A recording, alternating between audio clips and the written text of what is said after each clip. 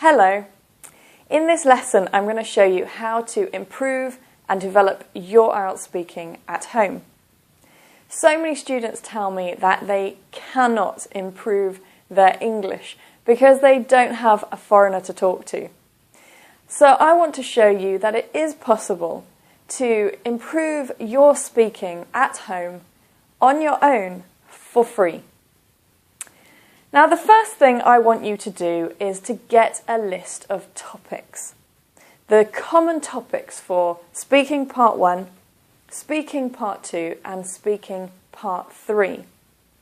If you cannot find a list, please go to my IELTS blog, www.ieltsliz.com, and you will find a list of common topics, difficult topics, and the questions as well. So you need to get a list of these topics and develop ideas. I don't want you to write down your answers. I want you only to develop the ideas. So, for example, if the topic is the topic of weather, you can develop ideas about the kind of weather you like, what you do when the weather is like that, also how the weather makes you feel, different kinds of weather, or maybe the transportation problems that come because of that weather. So just develop ideas that you can use for that topic. The next thing, number 2, is a word list, so vocabulary. If you have the topic of weather, you need to have a range of vocabulary for that topic. So for example, hot weather. Hot is a very low band score. But you could use boiling, scorching, sweltering. There's a whole range of vocabulary that you can build to impress the examiner for that topic. So you need to get that list of vocabulary and learn it. Number 3, your next step to developing your speaking. Get the topic, weather. Choose probably about, let's say, 6 questions for that topic. Take your telephone and answer the questions, recording your voice.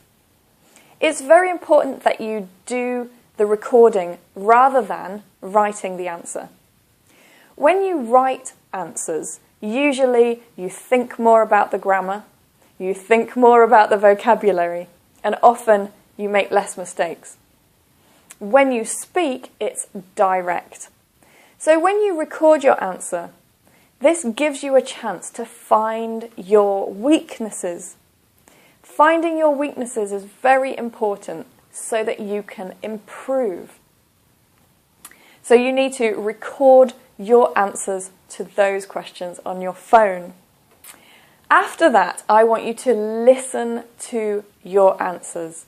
Listen and check. Now, there are 4 things that I want you to check for. I want you to check for fluency, vocabulary, grammar, and pronunciation. This is what the examiner will check you on. Now, each one in the exam is 25% of your marks. So they're all equal, they are all very important. And the examiner is going to check your answer for each one. Now let's have a look at what you need to check for each one. Fluency.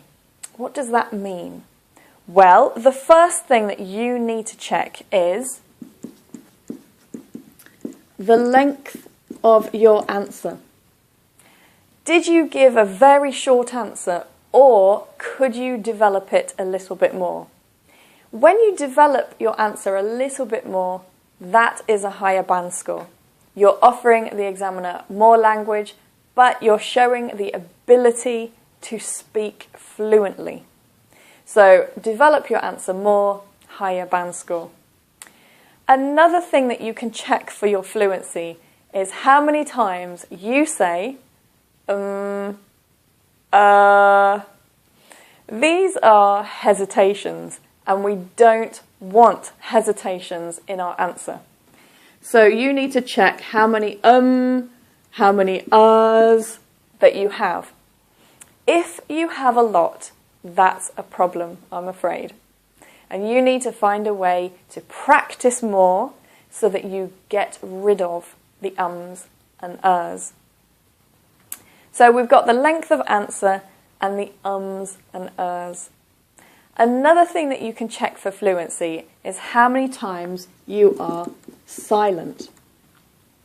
Often when students start speaking, they can't remember what they want to say and suddenly they stop.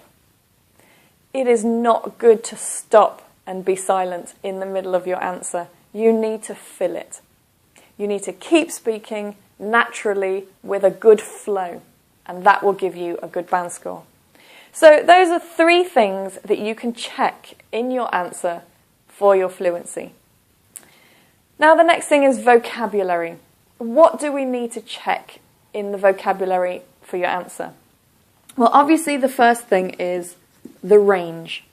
And the range means how many different words are you using. I'll give you an example. So, paraphrasing. Are you repeating the same words again and again, or are you using different words to describe the same thing? So again, we use the example of hot. You could say boiling, scorching, sweltering. Those are 3 different words that we can use for the meaning of hot. So you need to show a good range of vocabulary. That's from your word list. And you need to paraphrase and show the ability to use different words for the same meaning. When you paraphrase well, you are looking at band score 7 and band score 8. Another thing you can look at with the vocabulary, of course, are mistakes. Now, one way that you can check your mistakes is by, when you listen to your answer, listen and write down the words that you say. That way you can check more carefully if you're making any mistakes with words. Are you using the wrong word?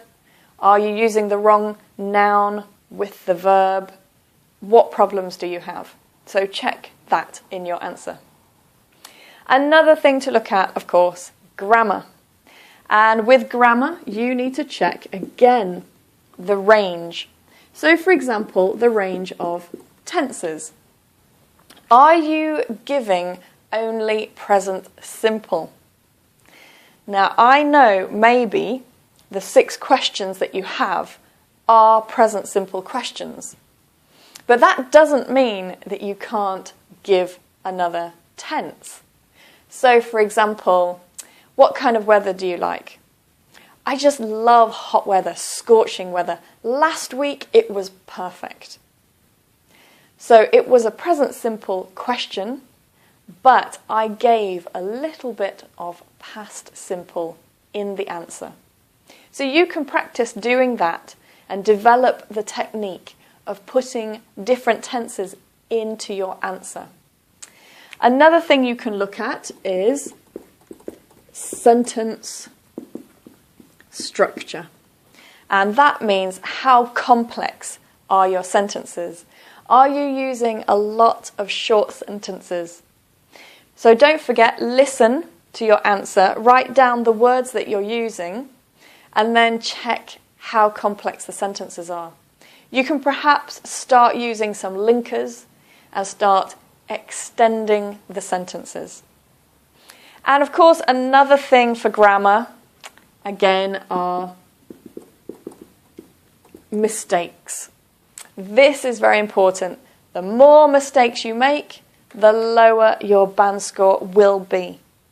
So remember that the examiner is listening for mistakes with vocabulary and grammar. So please check what mistakes you're making and correct them and practice. And of course the last one is pronunciation. So what is the examiner looking for pronunciation? Well, the first one, of course, is word pronunciation. Are you pronouncing those words correctly? If you're not sure about that, you can go online There are free dictionaries online so that you can listen to the pronunciation of the word. So check that and make sure your words are correct. Another thing are individual sounds. So for example, sh, s, ch. Are you pronouncing these sounds correctly? And again, you can find practice online for that. And one other thing for pronunciation is intonation. Intonation is if your voice is going up and down, or if you are speaking like this. If you're speaking very flat, this is not good for your band score. You need to learn to use intonation in your voice. We often use intonation to make something more interesting or to show when something is important. So you can practice that at home and try to improve it. Now, the last thing, once you have got your topics and your ideas, you've got your vocabulary for the topic, you have your questions and you record them, you listen, you check your answer. Don't forget you can write down the answer to check what you say. Write down the words you're using. Check your fluency, vocabulary, grammar and pronunciation. And then, after that, practice. Practice and practice. Find your weakness. Get rid of your weakness. Improve your strengths. And you can practice and record again. Don't forget to keep recording your voice. Keep recording your answers. Get used to that.